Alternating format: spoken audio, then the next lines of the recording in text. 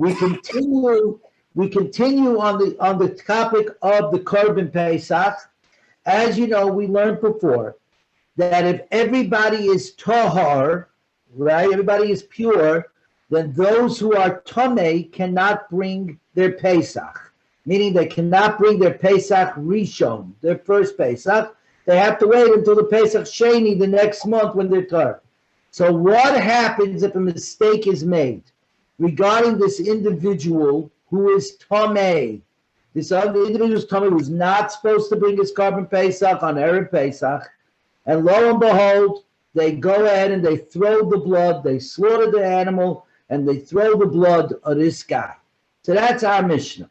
The Mishnah says as follows. Again, we are now in the last volume of Pesachim in Art Scroll, the third volume, 80b2. Says the Mishnah. Ha-Pesach shenizrak domai. A Korban Pesach, the blood was thrown. Okay, so the blood's thrown. So you did all the avodas. You did shchita, you did kabbalah, you accepted the blood, you carried the blood, and you zarika, and you sprayed the blood on the mizbech. And after you did the zarika, after you threw the blood, the achakach noida shehu tamei. And afterwards, it came to light that it was tamei. And as Rashi says, 4 lines from the top, the first Rashi in the Mishnah, ha-Pesach oy hadam.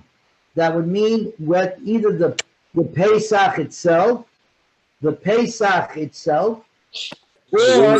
means the basa, good morning, Daddy, or the basa itself. We're on the Mishnah, with the Mishnah 80b2. In the third volume of the Pesachim in the Art Scroll.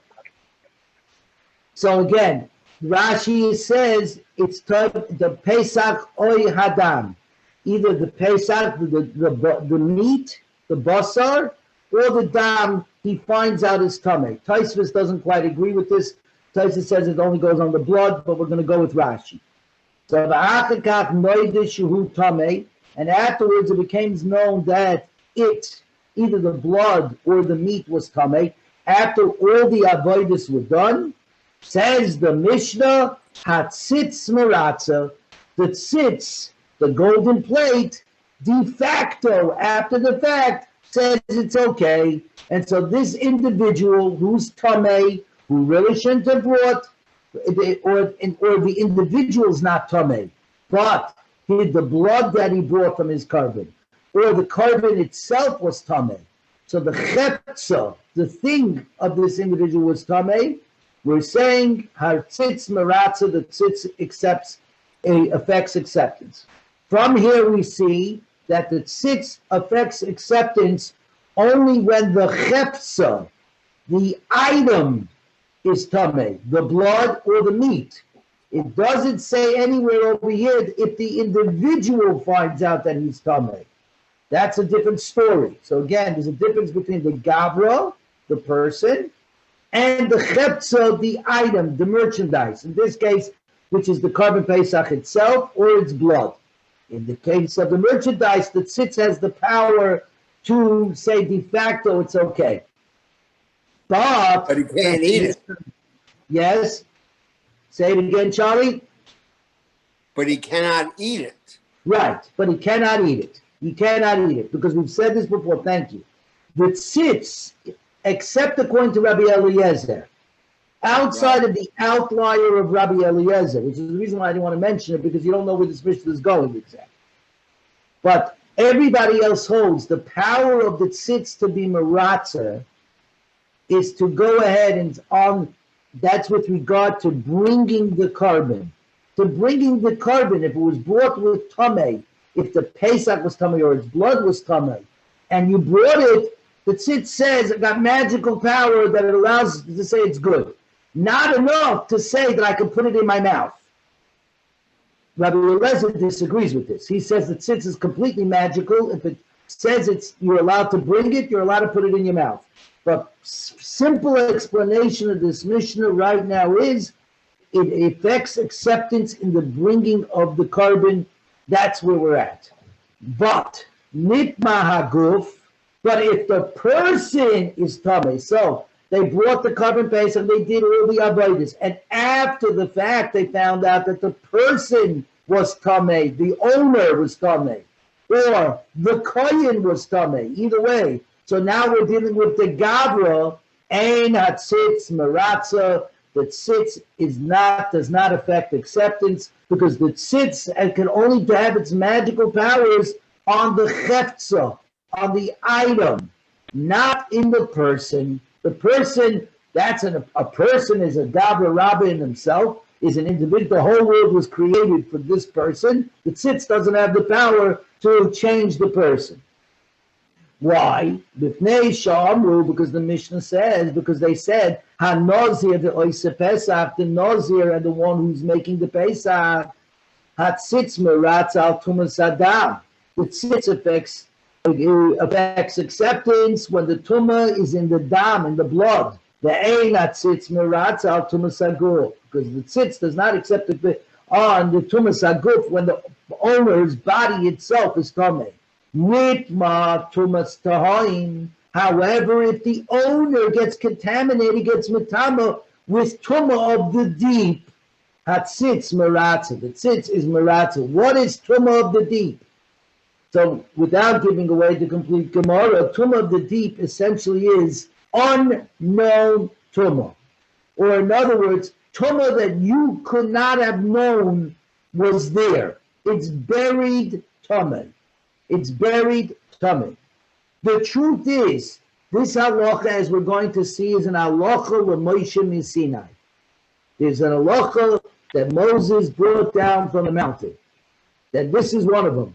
That there's such a thing as tumas hatahaim, tumah of the deep, contamination of the deep, but it's an extraordinarily lenient tumah.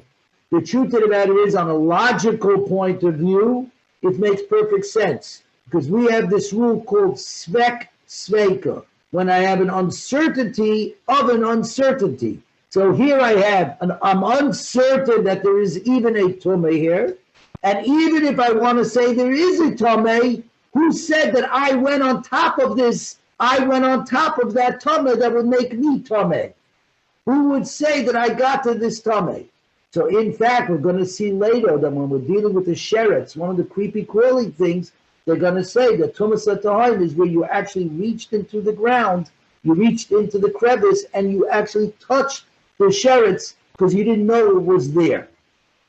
So, but that's the point. In the essence of tumas hatahaim is that it is an uncertainty of an uncertainty. Therefore, in such a case, it's such a weak tamei, hatzitz meratza, the golden plate can still go ahead and affect acceptance, even though it's a tamei in the guf of the person. It's a tamei in the person, not in the gavra, not in the cheftza. In kozeh, over here, if the tumah is such a weak tumah, the tzitz can handle it. Okay, Zakti Gemara, we're now on 80b3. Says the Gemara, Tama the Nizrak, the Gemara said the reason that the tzitz is meratza, the tzitz affects acceptance, is that the blood was thrown, and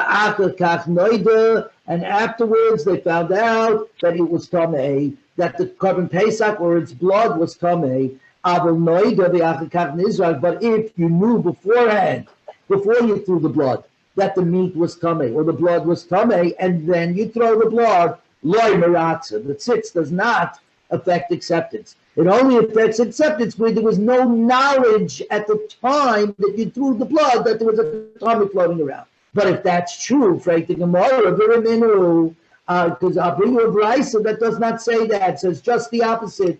On what does the tzitz affect acceptance? On the blood and the meat. And the chelav, which remember is the holy fats, the fats that are brought up on the mizbeach, that become tamei, the avoida, if that's subsequently done, bein b'shoigeg, bein b'mezid, bein b'oinis, bein b'rotzai, whether inadvertently or deliberately, or whether through a complete oinis, a complete mishap, or again willingly, bein b'yochid, bein b'tzibor, whether it happens with an individual's carbon or a communal carbon, a carbon tzibor. The Baraisa is clearly saying, even by a mazid, Look what it said over there. On what is the tzitz meratza, even in a case of bein b'mezid, even when you deliberately made it tummy for whatever crazy reason you might have wanted to do it. Okay? So therefore, you see that the tzitz has unbelievable powers. It's amazing. Whatever powers were put into Kadosh Lashem, okay, which is really saying that tzitz itself is nothing more than a golden plate. Let's not get superstitious here. What's happening is that the golden plate is on the forehead of the Kohen Gadol, and on the golden plate you put the words Kadosh Lashem, holy to Hashem. So the Kohen Gadol is the complete representative of the entire nation. And he is declaring the Kadosh Baruch that we're the Kadosh Lashem, we are holy to Hashem. So the Eibishter says in that case, right, essentially, I'm going to accept your holiness and I'm going to clear off everything that happens. So, says the Gemara, Amar Rav Rina, so how are we going to explain this? Bid Tumasai, concerning its Tumah, Ben B'Shagig, Ben B'Mezid, certainly, whether it's on purpose or not, the tzitz is meratza when the blood is thrown, but not when the blood is thrown. Ziri kasai, concerning its throwing of the blood, b'shaygeg hurtza b'mezid lo hurtza.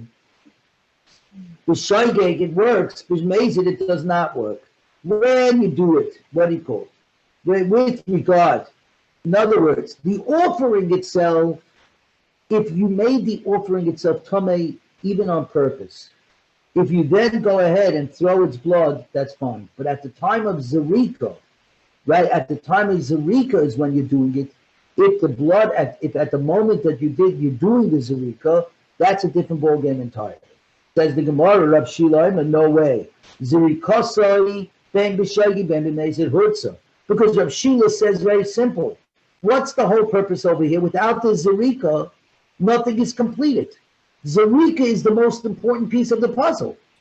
Zerika is the thing that allows me now to eat, or the Kahanim to eat, or to bring up the Chelev and the Emurim onto the altar.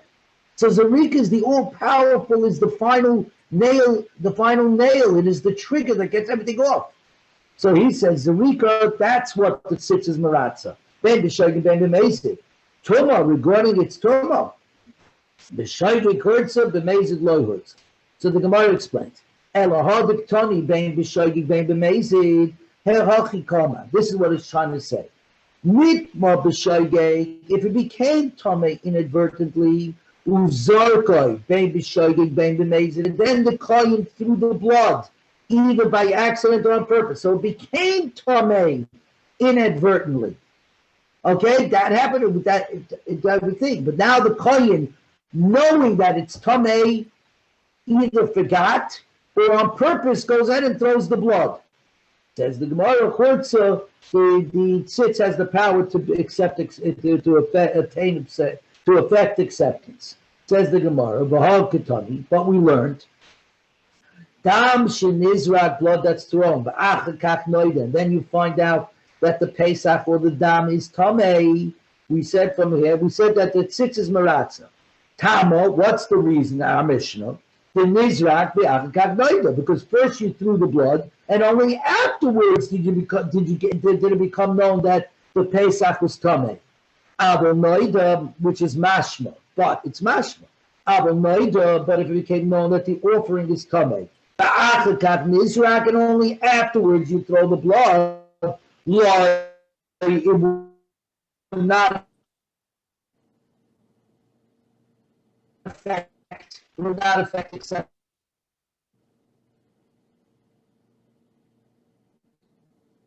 The truth is, it's the same halacha. If you knew that it was tamei, that the Pesach when the words down was tamei, and afterwards the blood was thrown, right? As long as it became tamei in the first place inadvertently, b'shageg. It became tamei b'shageg, but now he's throwing the blood deliberately or not deliberately. It doesn't matter.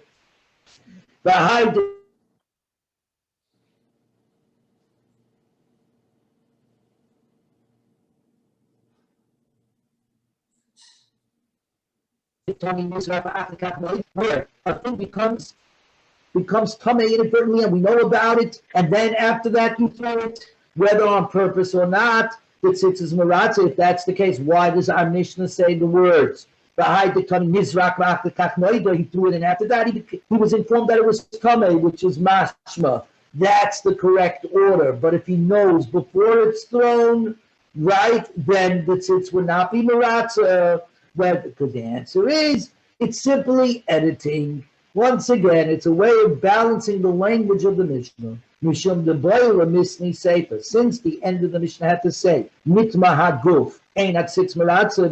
If the tummy is in the person's guf, in the gavra, the tzitz does not affect acceptance. Tafilu nizrak ba'achakav noidoloi. And that case is even if he, if he threw the blood and afterwards it came to light that the person himself was tamei, not the carbon, but the person was tamei, even though it came to the fact after he threw the blood and it's all inadvertent, the din is no good. It's not that tzitz does not affect acceptance because it's in the person. Ketani reishanami nizrak ra'achakak noida. That he threw it and afterwards he came known. The ratio, which is talking about tamei, that's in the animal, either in the meat of the animal or its dam, in the chefts of the animal, in the item itself, which the tzitz is maratza, even if the tum, as long as the tumah came about on it inadvertently, b'shoigeg. Afterwards, what you do, whether even if you do it on purpose, it doesn't matter. The reason why it uses, therefore, the version of Nizrak, Ba'achakak Noida, he threw it, and then only after that became known, that's Lab Dafka. That's only to balance the language of the first part of the Mishnah together with the language of the second part of the Mishnah. And we're now on 80b4. We're heading towards the bottom of the Yom. The Mishnah went further and said, Nitma Tumas Tahaim. If it became known that the owner, the person, has become tummy with tumah of the deep, the tzitz does affect acceptance. So this is the one case where the tumah is in the person, in the gavra, and we still say the tzitz has enough power. And the reason for that is because tumah satahoim, tumah of the deep, is an extraordinarily weak tumah. It's very, very weak. So Rami Bar Chama says, Koyin Hamaratza B'Kavin say, a Koyin, who's the one that affects acceptance with their offerings. In other words, the Koyin is the one that does the Avodah for the Nazir and for the Pesach. As we said, each one of us has to bring a Pesach offering, the carbon Pesach, but the Koyin is our Shaliach, our messenger to do the Avodah in the Beis HaMikdash. So it's the Koyin that goes ahead and affects acceptance because he throws the blood of the carbon Pesach, which throwing the blood of the carbon Pesach allows us at night to eat from our carbon Pesach. So it says the Gemara, Koyin Hamaratza Kubaner saying, the Koyin, not the owner, but the Koyin, who's our messenger to do the Avodah, he's the one that affects acceptance of the carbon, that allows us therefore to go eat the carbon. What's the din? Do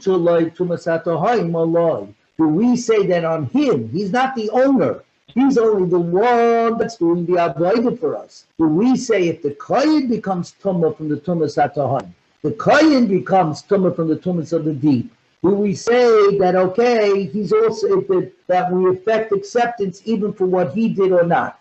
Me amrinan, do we say ki gaminan tumas hatohaim b'bailim? Where did we have the tradition, the Messiah? If you remember, I said back in the Mishnah, this whole thing about Tumah of the deep, Tumah Satayim, is an Aracha l'Moshe Sinai, down from the mountain. It's not written clear, it's straight out in the Torah. When you have something that's a Messiah, it's very limited to the tradition. I'll give an example. My father and I both wear a second pair of tefillin. We both wear Rabbeinu Tam's tefillin.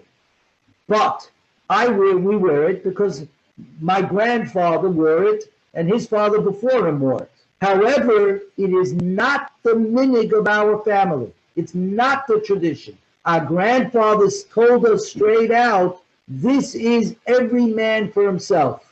If you want to put on the second pair of tefillin, you can. If you don't have to. This is not a tradition. So in fact, only my father, of his three brothers, Zimmermans, only my father puts on Rabbeinu Tam, but my uncle Phil in BRS, he does not put on Rabbeinu Tams, for an example, because that tradition is very, very clear when you pass it on. Is it something that's being established or not being established? Here we're saying, the Gemara says, Mi Amrina, do we say, Ki Gamrina, Tumas.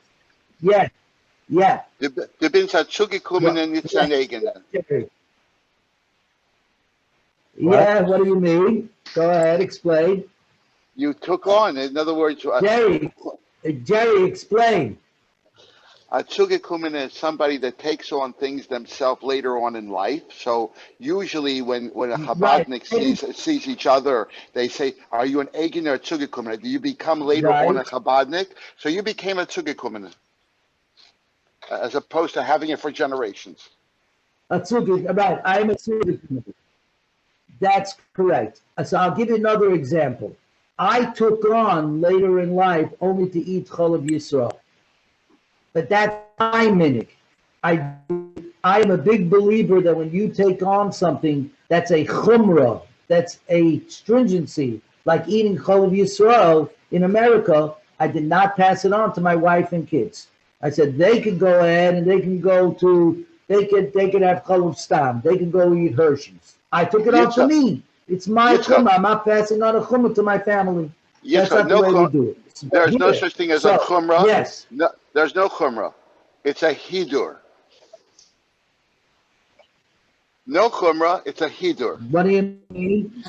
It's a lashon. It's a softer. Even it's better. a softer. That's it's a softer lashon. Right. Jerry's saying that I shouldn't use the word chumrah. I should say a hidur mitzvah. He's right. Because it's perfectly fine, especially in America, because Moshe Feinstein, for an example. So if it's such a hidur, then you should have your wife and kids do it too. It's all chalav stam because everything. What? Say that again? No, I think if you were putting on tefillin and you decide to put on Rabbeinu Tam. Oh, yeah. I'm sorry. Yeah. Say it again. No, I'm saying that's a hidur mitzvah. Now we get. Yes, that is a hidur mitzvah. That's a hidur mitzvah. But again, my grandfathers actually went right out of their way. Chalav Yisrael is a chumrah. Right. That may very well be. But the truth of the matter is, in America, a chalav, there is no such thing as chalav akum. So since it's only chalav stam, it's really not. It's not a thing. But I'll tell you what's funny. If you go to, let's say, to Washington State, and you go from Seattle to Vancouver, on the American side of the border, Hershey's have an OU. On the Canadian side of the border, Hershey's do not have an OU. You literally go from this side of the border to that side of the border. One side has an OU on the Hershey bars. The other side does not have an OU on the Hershey bars. The rule is only in America. Outside of America, the rules change very radically because America has very strong rules regarding dairy, and especially in New York, there is a special agency, just a kosher agency, with regard to stuff. But anyways, I don't want to get us all off on a tangent because we're never going to get further. So let's get back to the Gemara. So here we go again. The Gemara says like this. The reason why we talked about this, so the Koyin Amaratza Bekabin is saying, do we say, Ki Gemire, do we have a tradition, Tumas Atahaim Bebalim, that the whole tradition of Tumas Atahaim, Tumah of the deep, is only regarding the owner of the offering, of the carbon. The Koyin Lord Gemiri, we have no tradition whatsoever regarding the Koyin who's helping us get to the end line by effecting acceptance with the Zrika. The tradition is not in the person, is in the carbon, in the offering itself. And therefore it applies to all people who are involved in the carbon. So the question is, what is our tradition? So now you're going to ask a question. What do you mean, what is our tradition? This is a big question. Again, I'm sorry, it's about to be a history question. Doesn't anybody remember what the previous generation did? It's no biggie. The answer is we ourselves know the answer. The Holocaust came and destroyed all the previous traditions. My grandparents came to America, and all the traditions that they had from the home got changed when they got to America. There's so much stuff was lost from the Alta Haim. When was the Gemara written? The Gemara was written after the destruction of the second Beis Hamikdash, and Klal Yisrael, Israel, was dispersed to the four corners of the earth. The Mishnah was written 100 years after the destruction, and the Gemara 300 years. Why were we allowed to write down Torah Sheba'al Peh? Why were we even allowed to write down the Torah that's the oral Torah? The answer is because everything was being forgotten. Literally, by the dispersion from one place to the next, by the entire nation turning into a nation of refugees. And if you think about the Jewish people, essentially from the late 1890s with the first Russian immigration and the German immigration of the 1850s, and you go ahead and you watch the last 150 years, we have literally, as a people, wandered again from one continent to the next continent. And in the wandering, automatically traditions disappear and get forgotten. That's why these Gemaras always say, don't know what the traditions were.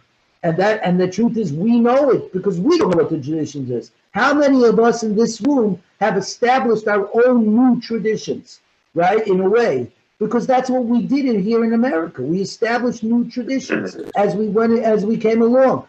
So, right, so we go further. Says the Gemara, Amar Rava, that's Amar Rava Tashma, I'll bring you a proof from a Baraisa. The Tani Reb Chia says, Loi Amru Tumas Tahaim Ela Lemeis Bovad. We only know about the whole idea of Tumas Tahaim, Tumah of the deep, with regarding Tumah of a corpse. The corpse obviously is the highest level tumah, and body has the rule of tumas oil, roof tumah. That if you are standing on top of where the dead body is, the tumah is flowing up from the body straight up, like in a straight line, all the way to the heavens. So if you pass over a dead body, you become tumah with tumas oil. That's unique. It's unique to a dead body. So obviously, tumas hatahaim, tumah of the deep, is buried, right? Is unknown tumah. By definition, where this would affect you is if you go over it, get over it, you're crawling over it, you're going to fall into the situation of tumas oil. Says the Gemara, when we say this,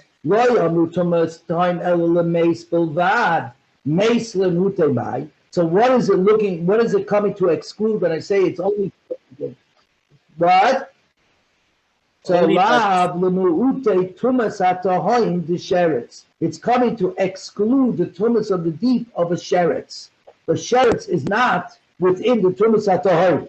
Okay, right over here. In other words, the leniencies of tumas hatahoim that we have on a dead body do not apply to a sheretz. Yes, Daddy. What the Gemara is saying is that the Ritzui Atzitz. I'm not hearing you. Can you hear me? Can you hear me? Now I can get back away a little bit from the. Yeah, now I can hear you. Go ahead. You can hear me. What the Gemara is saying is now I can hear you. Yes. Is that the Ritzui Atzitz only works for the tumas at the home of a corpse, but not for a tumas at the home from a sheretz. That the tzitz is not maratzer only by tumas at the home from a corpse. You understand? Right. Yeah. So, okay, Daddy, you're breaking up a little bit. So what my father seems to be saying is that the tzitz, that you're saying that the tzitz is maratza. Yes, I understand that. In other words, that we're saying that Tumas HaTohaim have a leniency, that the tzitz is maratza when the person becomes tamei, is only when he becomes tamei from a Tumas HaTohaim of a dead person. If he comes from a sheretz, the tzitz is not going to work. It's not going to work. If he touches that sheretz, he's not going to think. But we have to learn the Gemara. Let's see how the Gemara plays itself out. B'maya skina, where are we talking about? What is the case when we say we're excluding Tumas HaTohaim from a sheretz? Name of a bailim, if we're saying that the owner of the carbon was contaminated by an unknown sheretz, I'm going to say, Uberman, what case are we dealing with? Even Nazir, if we're talking about, even B'maya, I'm sorry, B'maya, what are we talking about? In which case are we talking about? Right? In other words, Ibn Nazir, Mimahanebe, does the tumah of a sheretz affect the status of a nazir? A nazir, as you know, has to count 30 days of non-cutting his hair and not drinking wine. If along the way he touches a mace, he touches a dead person, becomes tumah from a mace, he loses all the days that he counted, and he's got to go back to day one, and he's got to recount 30 days.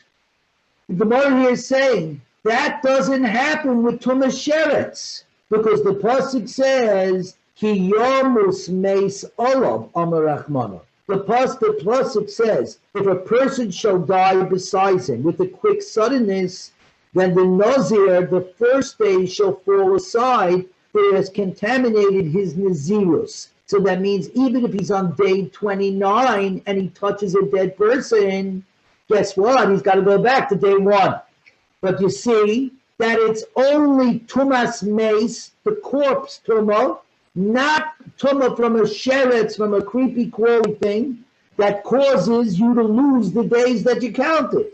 So that means even if the Nazir was mitame by a known sheretz, the sheretz was right there and he reached out and he touched, knowingly he touched the sheretz, his carpet would still be good. Because the only problem is, where does he have to go back to day one? Only on Tumas Mace. Yes. So on sheretz, we can't be talking about sheretz of the Tahaim, of the deep, because even a regular sheretz doesn't affect him. Right. Ella says the Gemara, as Ella says the Brisa, we're coming to exclude the Baal, the owner, who is contaminated. We're going to say like this. Pesach. We're talking about the one who's making the Pesach offering. Now, here's the difference. This is no biggie. Now, before that, we're the one who becomes tummy with the sheretz, who shechs the Pekar Pesach. It's not a problem. Because what did we say, everybody? Even if he's tummy with the sheretz on Erev Pesach, he's allowed to go to the mikveh that afternoon. And by the nighttime, when the time comes to eat the Korban Pesach, he's completely tar, because it's not a 7-day Tamei Sheretz, it's a 1-day Tamei. So you touch the Sheretz, it's true. At the time of the Korban Pesach, the owner is Tamei from the creepy crawly thing. But since the whole Korban Pesach is brought only to eat the Korban Pesach, he's capable of eating the Korban Pesach. So says the Gemara, therefore, if you're bothered, why would you be bothered by the fact of the Korban Pesach that's being touched, that the guy was tummy from sheretz? This is good according to the Mandiyama, who says you do not slaughter the Pesach or throw its blood on somebody who was tummy from a sheretz. He's allowed to eat at night, so why not? The answer is, this Mandiyama looks at Basher Hu Sham. He says, right now you're Tameh. The fact that in a few hours you're perfectly capable of becoming Tahar by going into the mikveh and being able to eat from the korban pesach at night, I only look at the situation right at this moment in time. This moment in time, your Thomas Sheretz, so this man the Yama says, it's no good. We do not slaughter the korban for you. We do not throw its blood. But but according to the one that says, of course you slaughter it, because the whole purpose of the korban pesach is to eat it. So I don't really care that now you have Tumas Sheretz, as long as tonight you're perfectly capable of eating it. If that's the case, then to explain the Baraisa is very hard. If now you're saying that absolutely no Tumah, we know you're Tumah from Sheretz. The Sheretz is here. We still say you're allowed to slaughter the korban pesach and throw its blood, because by tonight you're going to be tahar by having gone into the mikveh and purified yourself. So if Madoch, where I see the Tumah, I'm allowed to bring the korban, Tumas HaTaharim like Kolshke, then it's obvious that Tumas of the deep, which is a weaker Tumah, no, of course you can slaughter the korban pesach and throw the blood for him. Right? If you could do it for a known Tumah, you could certainly do it for an uncertain Tumah. So Elamai, we're not talking about the owner. And therefore you don't need the tzitz. You don't need the tzitz. Right. You don't need the tzitz. You don't need the tzitz. Again, I'm not even explaining because it's obvious. The whole idea of I'm working is because the tzitz is maratza, but I don't have to come on to it. If I don't have to come on to magical powers, we don't come on to magical powers. Period. That's the way it is. We don't come on to magical powers. So here we don't need to, because just because I'm Tumah now from a Tumah Sheretz, by tonight I'll go to the mikveh and I'll be good to eat. So therefore I don't need you to tell me that Tumas Daim is not going to have a problem. It's not going to bother me over here. Elolah b'koyin. We're talking about that the koyin, not the owner, but the koyin who's doing the zerika, has become metama with the Tumas HaTaharim of a Sheretz. And from here we learn Hutuloi Tumas HaTaharim. From here we learn, we're on 80b5. From here we learn that Tumas HaTaharim was permitted for the Kayin. Okay, so the Baraisa, which says that the laws of Tumah of the deep was only said regarding Tumas Mace and exclude the Tumah of a Sheretz. Says Amar no. Right.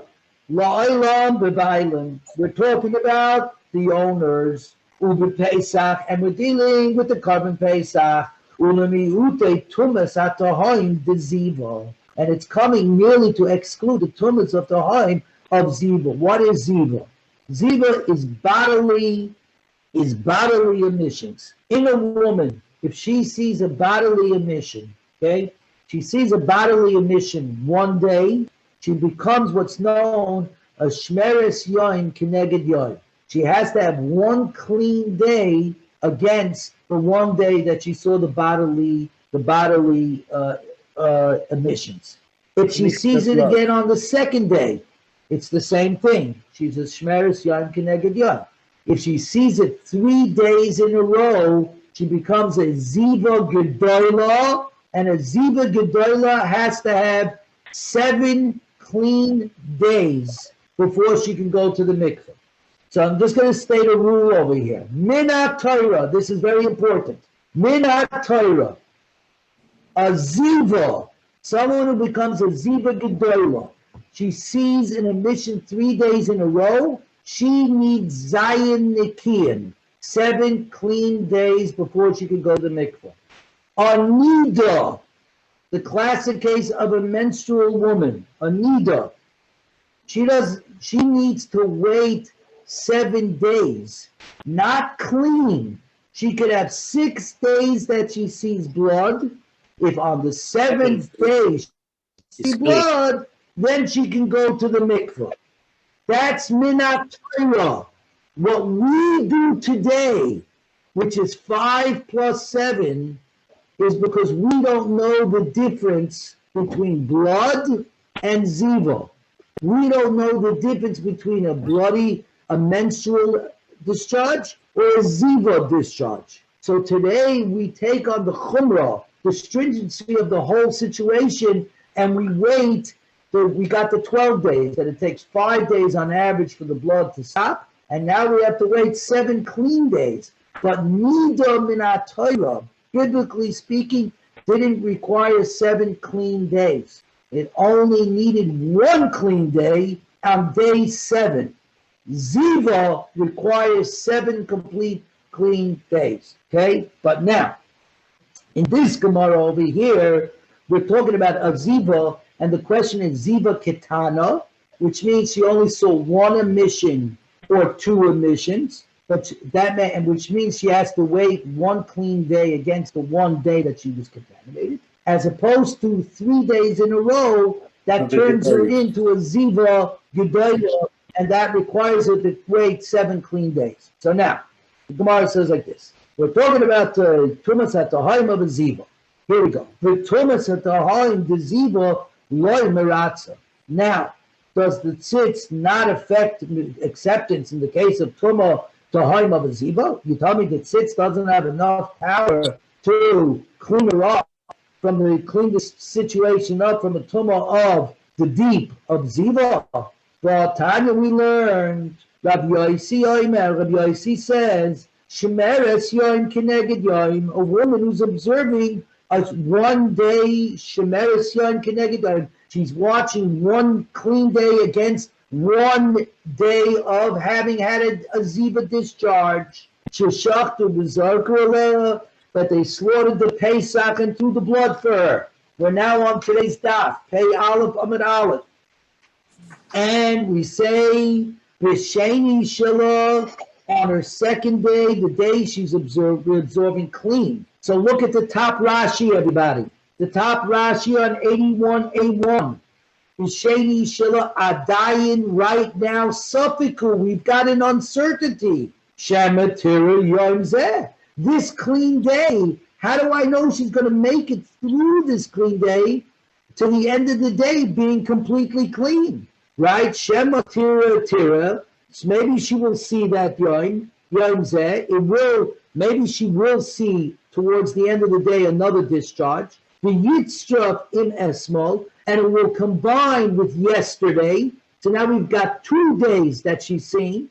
The Tira in Gambocher, and then she might see tomorrow, which would make it that 3 days in a row she will have seen a discharge, which will turn a Havile Shloisha, that's 3 days, which turns her into a Ziva Gedolah, requiring her what? To wait 7 clean days.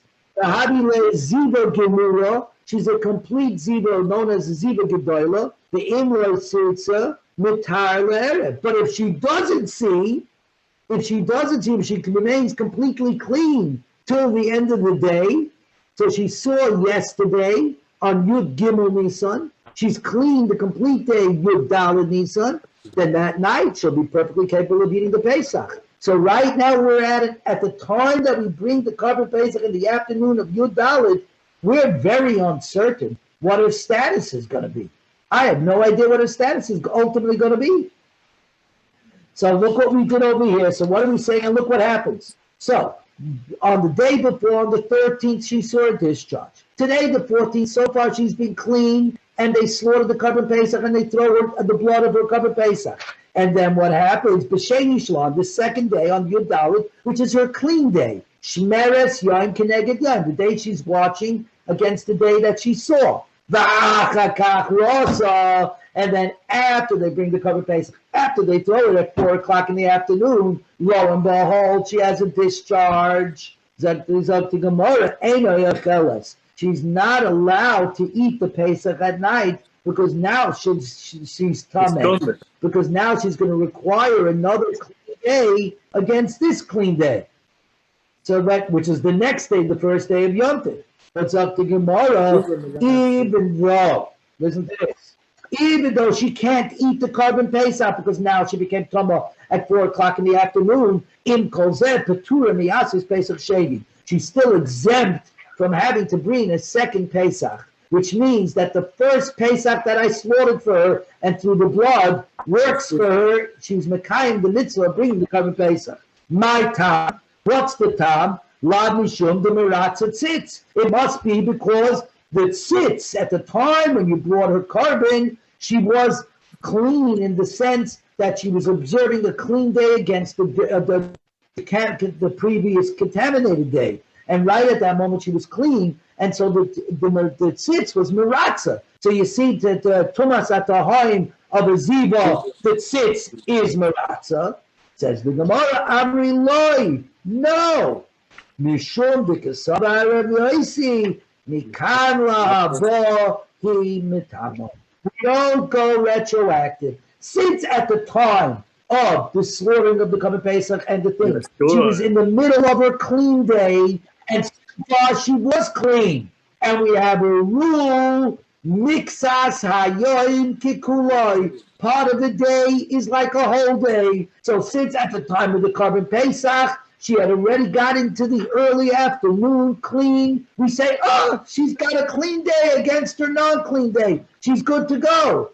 The fact that afterwards at 4 o'clock in the afternoon, she sees a discharge, that's a brand new discharge. That's a brand new discharge. And next day, you're right, she can't eat from it because the next day has to be her Shemeres Yom Keneged Yom, her watching day against the other. But it only works forward. Says the Gemara, about Tanya we learned, Rabbi Yosi says, Zog Baal Shtei Riyos, a man who sees two emissions. A man who sees two emissions has got to wait 7 days. A man who sees two bodily emissions has got to wait 7 days to get cleaned up.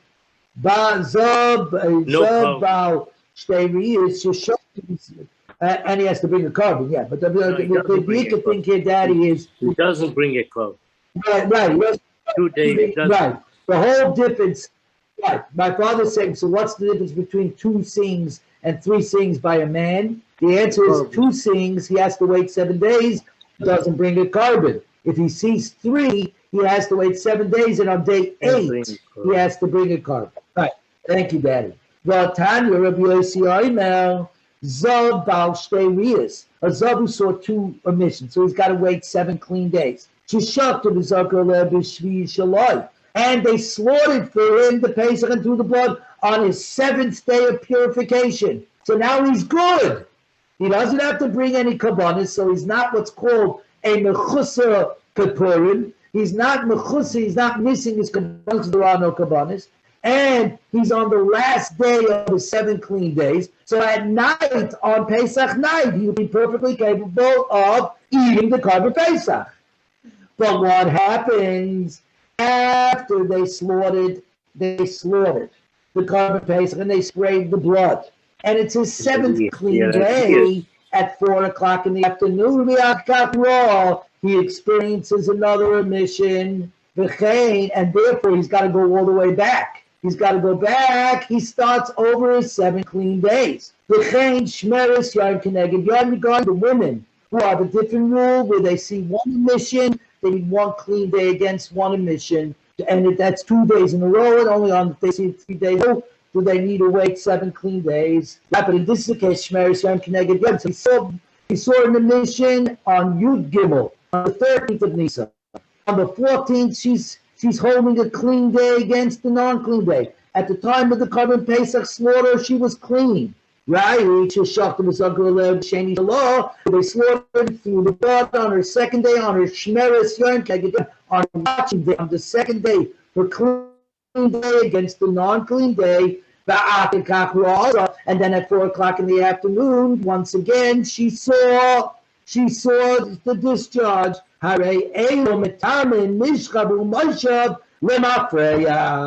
They render a couch and a seat tamei lemafreya.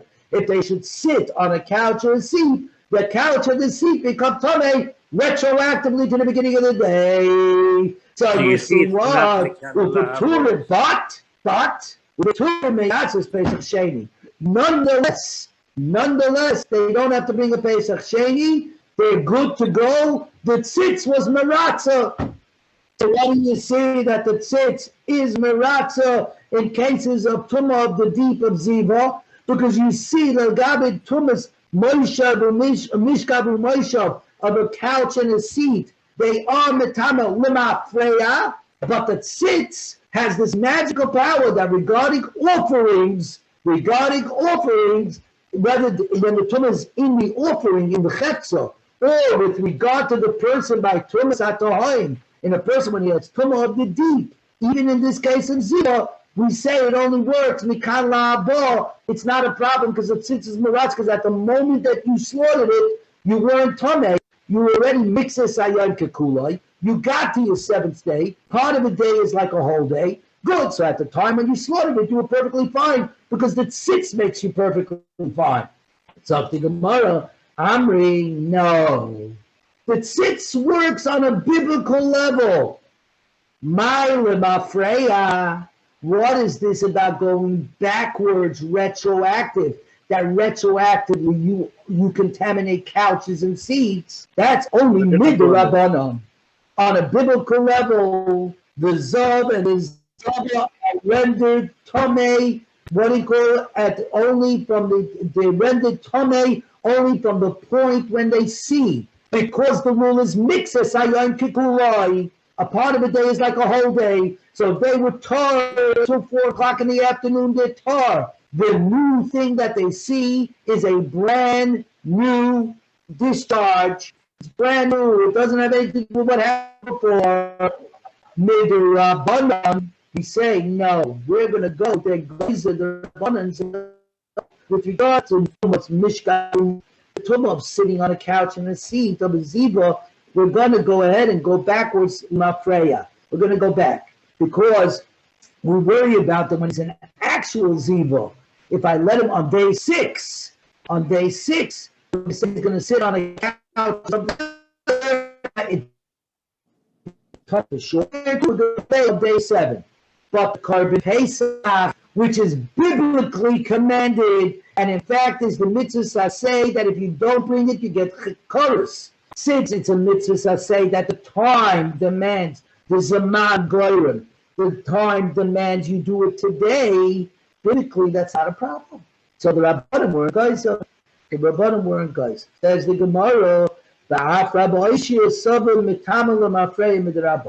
and Rabbi Ishi agrees that the tumah of a couch and a seat, a mishka b'moshev, is only retroactive, is only midrabanan. It's not because we learned pay 8182. 8182.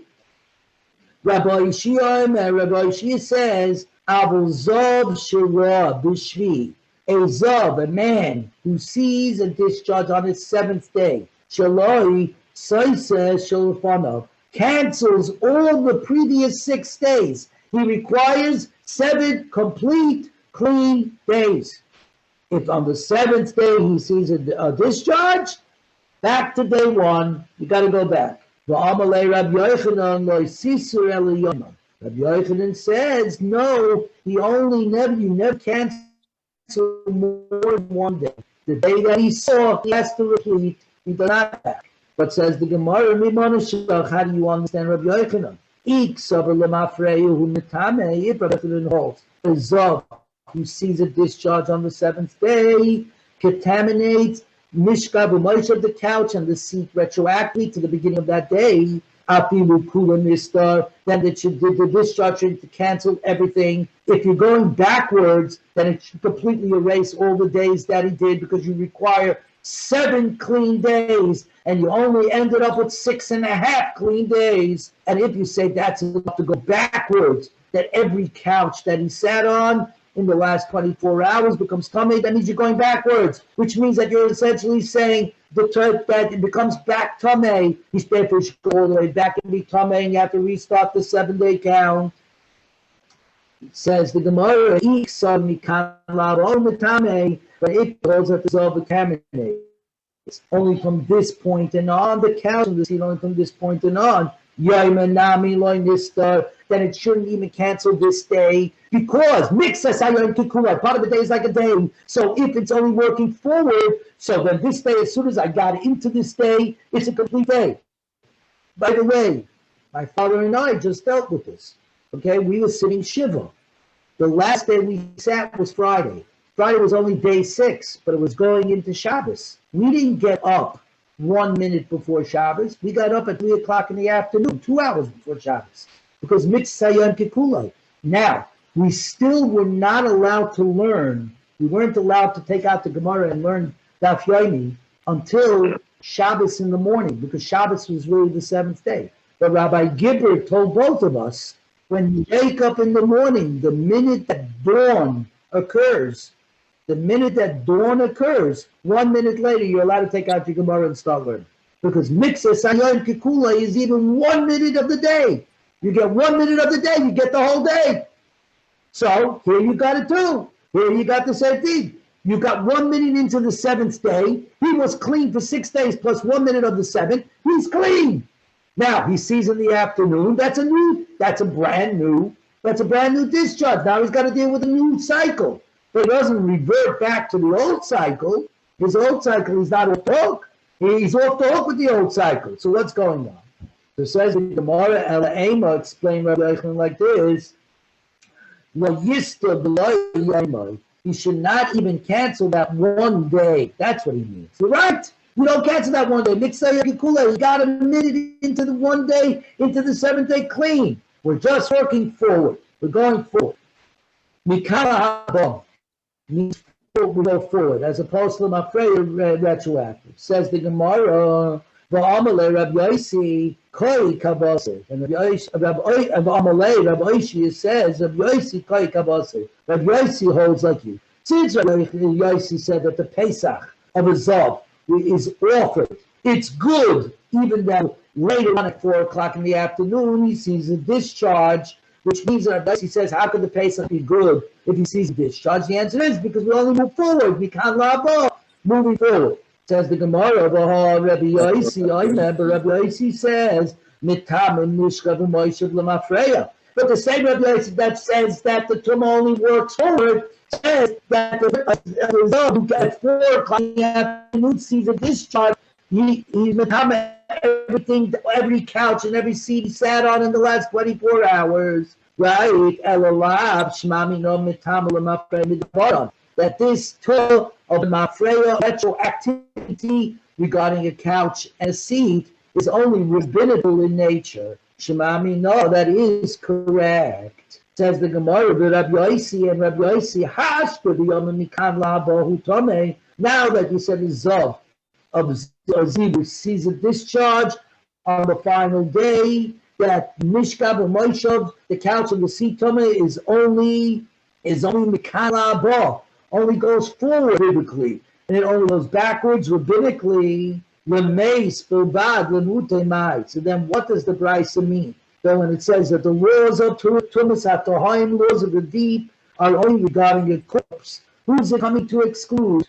Who's it really coming to exclude? Because you see, Ziva's got the same exclusions. It only moves forward. It doesn't affect what happened to past, including the Carbon Pesach. The Carbon Pesach that was brought is still good. Let's say that we're talking about the Kohen who does the Avodah, but not the owners of the carbon. And it's coming to tell us that even the Kohen who helps to be Meratza, who does the Zerika, and who's not actually the owner of the carbon, Thomas Atahaim over there, that sits is Meratza. Says the Gemara, Amr, no. We're still talking about the owners and we're talking about his carbon Pesach. So then what are we talking about? Sava ain't shoych to mizarkin al tamei sheretz. We're going to the Mandi Yoma that says we look at what you are now, even though Tumas Sheretz is a 1 day Tomei, so that by the evening you can put yourself in the mikvah and you're perfectly tired, perfectly capable of eating the Korban Pesach the night of Pesach. This Mandi Yoma says, I don't care that you can clean yourself up later today. I look right at now. This a snapshot. Ba'asher hu sham. Where are you standing? Right here, right now. Right here, right now. You're to the sheretz. You can't go ahead and slaughter your cup of Pesach and throw your blood. The itzach l'miutet. And therefore we had to exclude. We're now on 8183 to the bottom of the page. It was therefore it was necessary for the Brisa to exclude the case of sheretz tumah from the laws of tumah of the deep, that the tzitz is not meratzeh. The tzitz does not affect acceptance. Says the Gemara, Elul Rabbi Yosi, Zova Gemura, Heichim Mishkachas Law. How do you ever find a major Zov? Since he holds that a woman who observes part of the day, Mixes Ayam Kekulai, she automatically becomes tar, If she gets 1 minute into the day and she didn't see a discharge, she's good to go. How do you ever find that a woman sees 3 days in a row? Every morning that she wakes up on the subsequent day, boom, she's clean. So the next time that she sees, so she can see 3 days in a row at 2 o'clock, 3 o'clock, 3 o'clock. But every day it's a new discharge. So Rabbi Yossi just got rid of a whole section of the last Masechet in Shas, Amida, which they're busy with this stuff. You can rip it up and throw it out. There's no such thing as a Ziva Gedalah. She never has to wait 7 clean days. Right? She never has to wait 7 clean days, which, by the way, would then be our case that our women wouldn't have to wait 7 clean days today. So what's going on? And obviously that's not the case. That's obviously not the case. So it says the Gemara, beautiful, in typical Gemara fashion, it finds an answer. The shufas. No, she's got the faucet. If you want to know where the faucet came from, now you see the word. Shufas, the faucet. The faucet was on continuously. She just kept saying the blood was flowing for 3 days. Boom, there was no break in the action. There was no break in the action. Therefore, boom, it just keeps going. It's a faucet. It keeps flowing. Turns on, the bodily faucet turns on. It just keeps flowing for 3 days. Everybody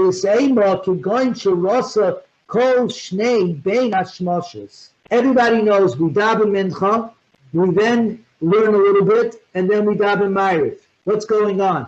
That's the bein hashemoshes, the in-between time between day and night.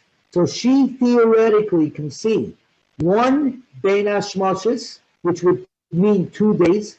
She sees by the mincha time, and she continues to see by the ma'ariv time.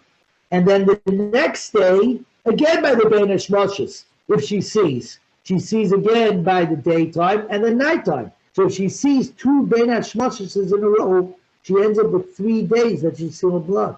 If that's the case, then she's fafuch. So it's possible to do it.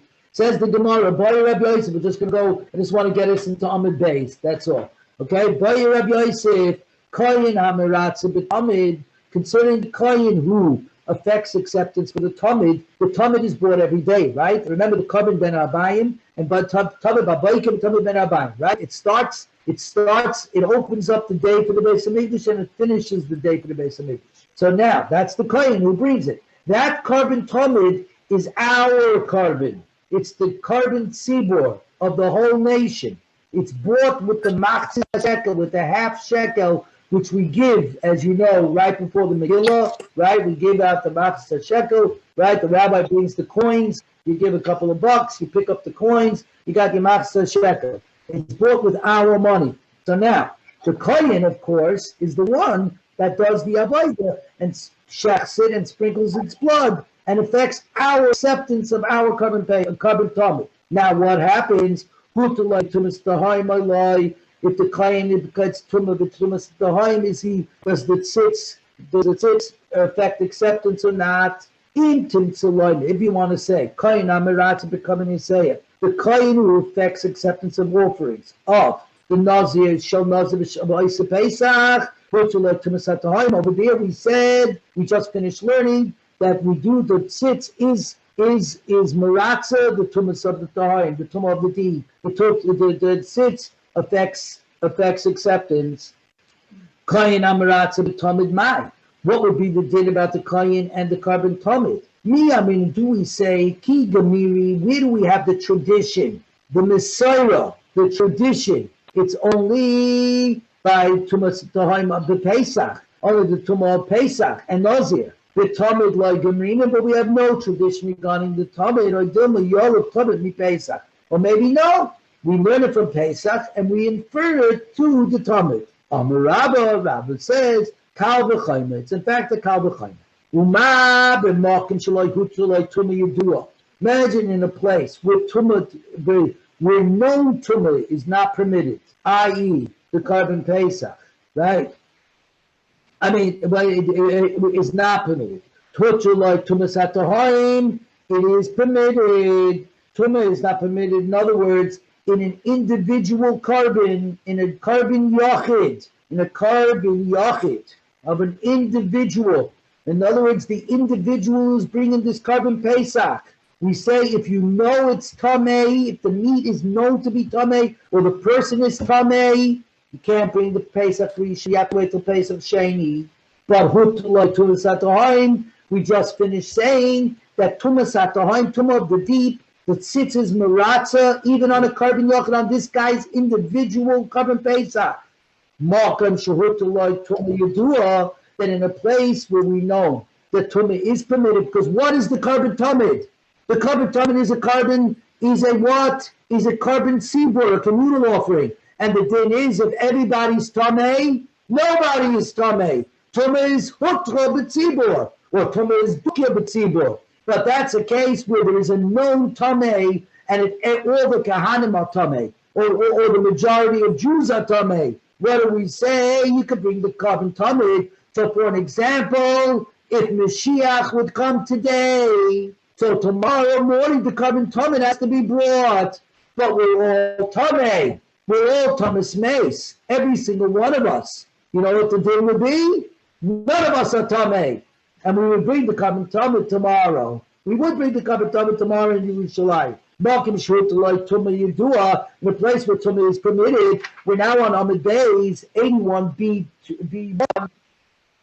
Says, what Einer Din Shurutulai Tumas Atahaim? Is it no question that it's not logical that the Tumas Atahaim should be permitted? Whereas Rashi says on top, Heter Gomor, a complete permitting. Afilu Ikatahirin, even where there are Torah Kayanim, that you can switch this Tamei Ticket Kayan and get a Torah Ticket Kayan. You don't have to. You don't have to. Zakti Gemara, Amrina, wait a minute. Mi Dayonine Kal B'Chayma Ma'alacha?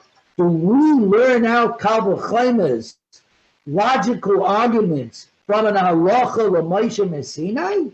From something that came down from the mountain from Moshe, which was not written in the Torah, that was passed on orally from mouth to mouth, generation to generation. Tanya, Amalai Rabbi Eliezer, says Rabbi Eliezer, Akiva. Akiva is Rabbi Akiva. The great Rabbi Akiva was the Talmud of Rabbi Eliezer. So many times in Shas, Rabbi Eliezer calls him by his first name. Amalai Rabbi Eliezer, Akiva. Etzem Shibisayra Halacha, the law regarding a barley-sized bone contaminating a nazir and causing him to effect to forfeit all his days, is not written in the Torah. We hold that a barley-sized piece of a bone, okay, barley-sized piece of a bone, even though it's not a shear, we hold that that is metame, a person with tumas mace. Revi is dam kal b'chayma. And we learn out that the revius of a corpse's blood, the revius of a corpse's blood, through reason of a kal b'chayma. It's a Mishnah in Nazir that goes ahead and says that according to Rabbi Akiva says, if a small barley-sized human bone, which does not contaminate through touching, or tumas oil, does not affect if you go over it without touching, you don't become tamei just because of roof tamei, that it's going up, still causes a nazir to forfeit his days and he's got to go backwards, then a revius of blood, which does contaminate a person who touches it, or it does contaminate if somebody passes over the revius of blood, ain't a day that a nazir would certainly lose his days. That's the kal b'chayma. And we learned over there, the ain done in kal b'chayma me'alacha, and the Gemara over there says that we do not use logical arguments from halacha, from halacha l'Moshe Messinai. Halacha l'Moshe Messinai are very, very, very limited to exactly what they say, and you can't derive anything from their laws. Elamar, this is where we're going to stop. Yalif moyadai u'moyadai mipesach. The appoint, we're going to let it out from the Gezerah Shavah of appointed time. It's written in connection of both Pesach and the Tamid office. It says b'moyadai, in its time. Its time is establishing that what do you call it? That the Tumas HaTahaim does not get in the way. and that the tzitz is maratza on such a weak tummy in order to be able to bring it in a timely fashion. All right, we're going to pick it up from here tomorrow from Tumas Atahaim Guf Eichi Ksiba, which is, we've been talking about Tumas Atahaim. How do we even know there's such a thing as Tumas Atahaim? How do we even know there's such a thing as Tumah of the deep? If I can't see the Tumah and I didn't know it existed, why in the world am I even worrying about it? So as usual, the Gemara, after having a whole conversation, is going to go backwards and say, by the way, what exactly is this Tumas Atahaim?